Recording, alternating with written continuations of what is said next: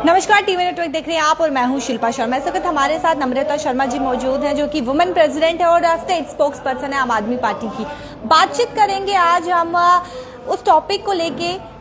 अमित शाह की बात करें तो अमित शाह जो 3 दिन के दौरे पर आए थे जम्मू कश्मीर में, बातचीत करेंगे हम उन्हीं को लेके कि दौरे पर आए, क्या मुद्दे जो है वो उठाने चाहिए थे और क्या ऐसे मुद्दे हैं जो उन्होंने नहीं उठाए। और बात करें एसटी स्टेटस की तो पहाड़ी लोगों को एसटी स्टेटस की देने का वादा जो है वो किया है, अनाउंसमेंट जो है वो की गई है, उसी को लेके हम चर्चा करेंगे। सबसे पहले तो बहुत बहुत स्वागत है मैम आपका। जी बहुत बहुत धन्यवाद।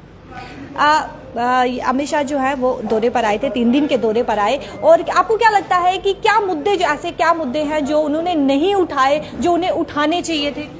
जम्मू कश्मीर की जनता जिस उम्मीद की नजर से देख रही थी कि आज होम मिनिस्टर साहब जम्मू कश्मीर आ रहे हैं और वो भी 3 दिवसीय के लंबे दौरे पे, तो हमें शायद स्टेटहुड देंगे, शायद हमारी दिवाली इस बार बहुत अच्छे से हम मनाएंगे। नवरात्रि में वो आए हैं, दशहरे के दिनों वो यहीं थे, तो हमें एक तोहफा दिवाली का वो देके जाएंगे।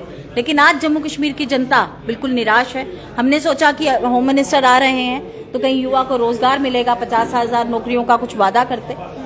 बहुत सारी उम्मीदें थी। जम्मू कश्मीर की जनता आज एक उम्मीद की नजर से देख रही थी कि होम मिनिस्टर ऑफ इंडिया आ रहे हैं तो हमें कुछ ना कुछ जम्मू कश्मीर को मिलेगा।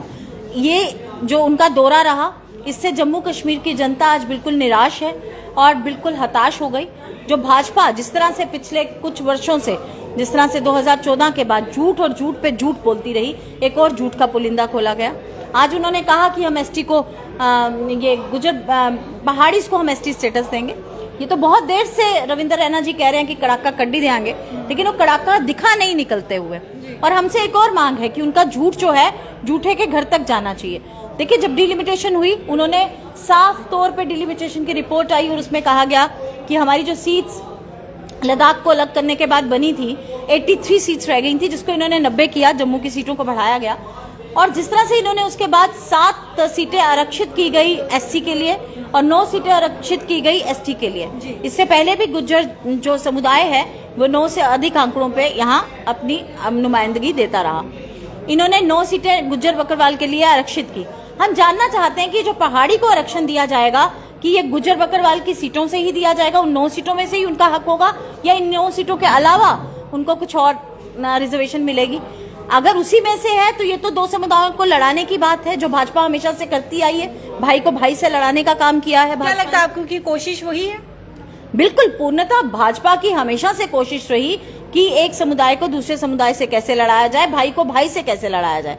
जम्मू कश्मीर जो अपने आप में पूरे भारत का एक संपूर्ण भारत बसता है जम्मू कश्मीर में, यहाँ हर समुदाय के लोग आपको मिलेंगे। लेकिन कहीं ना कहीं भाजपा ये भी तो सोच रही होगी कि पहाड़ी का जो हक है, उनका जो एसटी स्टेटस है, जिस तरीके से हमारी आम आदमी पार्टी मांग करती है कि एसटी का स्टेटस पहाड़ी को मिलना चाहिए, हम बिल्कुल उस मांग के साथ हैं। लेकिन अगर देना है तो किस पैटर्न पे देंगे, कम से कम एक व्हाइट पेपर तो उस पे बताएं। और हम कहते हैं कि अगर एसटी का स्टेटस देना था तो आए तो दे के जाते, फिर एक वादा करके चले गए कि हमारी सरकार बनेगी तो हम देंगे। भैया, आपकी सरकार बनेगी तो आपने कहा था 450 का सिलेंडर 200 का होगा, हमने उसको 1150 का होते देखा। आपने कहा था डीजल पेट्रोल की कीमतें बढ़ गई हैं, कम होंगी, हमने 110 की होती देखी। आपने कहा था डॉलर जिस देश का नीचे गिरता है उस देश का प्रधानमंत्री गिरा हुआ होता है, हमने आज डॉलर की कीमत 80 रुपए होते देखी। तो आप जिस तरह से झूठ बोलते हैं, आज लोग जागरूक हैं, जम्मू कश्मीर की जनता आज बहुत जागरूक है और समझदार है। वो जानती है कि भाजपा सिवाय झूठ के और कुछ नहीं बेचती। हमारा ये मानना है कि जो 3 दिवसीय दौरा रहा अमित शाह जी का, उन्होंने जम्मू कश्मीर की जनता को बिल्कुल निराश किया। बातचीत जिस तरीके से आपने कहा, तो ऐसी बातचीत जो है वो पीएचई डेली वेजेस के साथ भी की गई कि सरकार आएगी तो उसके बाद आपको परमानेंट किया जाएगा। देखिए, एक लफ्ज, एक अक्षर हमने अमित शाह जी के मुंह से उन डेली वेजेस के लिए नहीं सुना, जो कितने वर्षों से सड़कों पे हैं, जिन्होंने अपनी, कितने लोगों ने वहां पे अपनी जान गंवा दी, कितने परिवार उनसे जुड़े हुए हैं। तो इससे पता चलता है कि कितने संवेदनशील हैं वो जम्मू कश्मीर को लेके।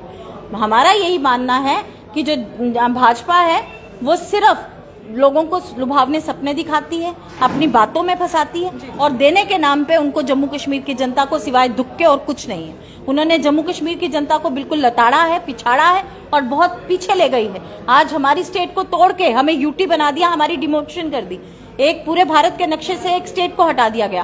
तो जवाबदेही है आज भाजपा। आज भाजपा ढोल नगाड़ों के साथ हमने रविंद्र रैना जी को नाचते देखा महाराजा हरि सिंह जी की छुट्टी के अवसर पे। 2014 से वो यहाँ पे सरकार में है, 2022 हो गई उनको छुट्टी देते देते। इससे पता चलता है कि डोगरा के नाम पे उन्होंने सिर्फ सियासत की, सिर्फ झूठ बोला और झूठ बेचा। वहीं पे आपसे पूछना चाहूंगी कि जिस तरीके से डेली वेजर्स जो है वो रजौरी तक पहुंचे थे, लेकिन फिर भी उनकी आवाज जो है वो वहां तक नहीं पहुंच पाई, उस पर क्या कहना चाहेंगे? जी, रोक दिया गया उनको, क्योंकि भाजपा उस पर कोई जवाब नहीं दे सकती। देखिए, डेली वेजर्स हैं कौन?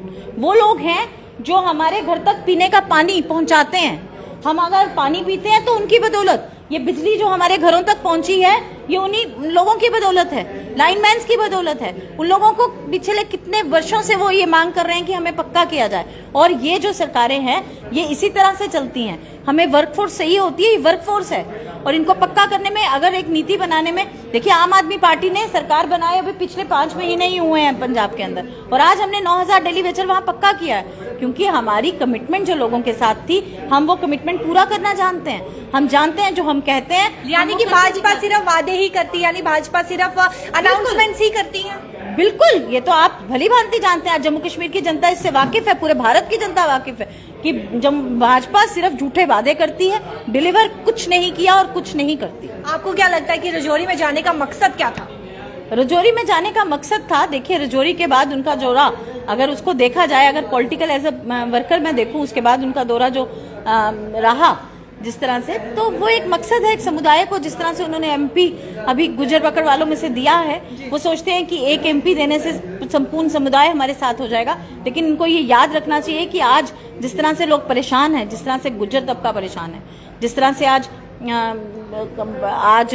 ये पहाड़ी परेशान है, जिस तरह से आम युवा परेशान है, इस दौरों से कुछ नहीं होने वाला। जिस तरह से एडमिनिस्ट्रेशन को पूरा यूज किया गया उस रैली को कामयाब बनाने के लिए, हमने इस तरह से कभी नहीं देखा। हमने देखा मोदी जी की रैली हुई, पूरी मशीनरी को यूज किया गया, सरकारी तंत्र को पूरा यूज किया गया, ऐसा कभी नहीं हुआ था। वो अमित शाह जी का दौरा था, उसको उनको उस तरह से एडमिनिस्ट्रेशन को हमने जिस तरह से देखा कि इस्तेमाल किया गया, टीचर्स को, जेईस को, एडब्ल्यूईज को, पूरी मशीनरी को, गवर्नमेंट की इस तरह से मशीनरी को यूटिलाइज होते हमने for the very first time देखा, और इट्स वेरी अनफॉर्चुनेट।